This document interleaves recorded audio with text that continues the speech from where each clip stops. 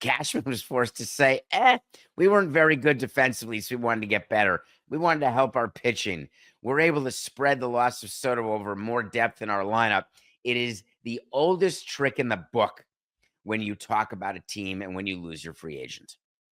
So Steinbrenner tells you we're better. He gets his baseball people to agree, and yet that wasn't the most unbelievable thing that he did yesterday.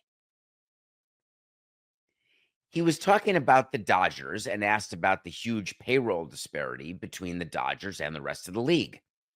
And he was asked whether the Dodgers spending is good for baseball, because that has become more popular than any other question asked of any front office person right now in the offseason. That's the theme. When MLB Network or ESPN or Metalark, hey, what's going on in baseball? What's the theme? What do we want to go with? Dodgers spending. Let's see where people stand on how good it is for baseball. Reminder, the Dodgers have a payroll tax of $380 plus million, more than 80 million higher than the second team. Think about Al Steinbrenner, the New York Yankees owner, and what he said about this.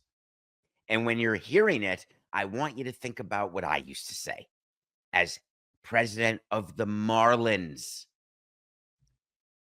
It's difficult for most of us owners to be able to do the kind of things that they're doing, Steinbrenner said. Now we'll see if it pays off. They still have to have a season relatively injury-free for it to work out. And it's a long season, as you know. And once you get to the postseason, anything can happen. When did Hal Steinbrenner become the owner of a small payroll team? He's stealing from the playbook that I use. That's not his playbook. He's not allowed to tell you that, hey, just because these guys are spending money doesn't directly correlate to winning. And even if it did, once they get to the postseason, it doesn't mean that you're going to get a ring. And look at me, our franchise has 2 rings, including the last one only 22 years ago. It's mind-boggling that Steinbrenner and the Yankees, can you imagine for 1 second, and we talk about this, those of us who are a little older and have had relationships with George Steinbrenner, obviously friendship, you can't even call it a friendship. We worked with George Steinbrenner. George Steinbrenner, he embraced being the chased. He embraced the villain role. He embraced the Frank Sinatra, my way of operating a team.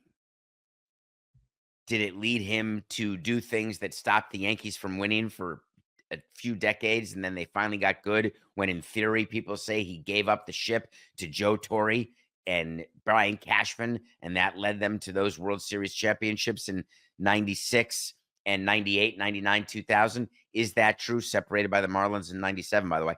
Is that a thing? In the real world of baseball, Steinbrenner didn't become less involved, less meddling. He ended up having the right combination of players. He had a manager, Joe Torre, who would stand up to him in a non-combative way, the way Billy Martin used to do. And he had a GM who was a child, Brian Cashman, when he started, who was just so happy to be there that he basically said, I'm happy to become the lifetime GM of the Yankees. In return, you're the Steinbrenner. You're in charge. And I am not yucking on Cashman's yum. He's had an unbelievable career, a Hall of Fame career as a general manager. Just surviving in New York and with the Steinbrenner family for as long as he has is noteworthy, no question. But that doesn't mean that for 1 second we thought that Hal would become Samson. It's crazy to me. It's like everyone's chasing a ghost, the ghost of Andrew Friedman.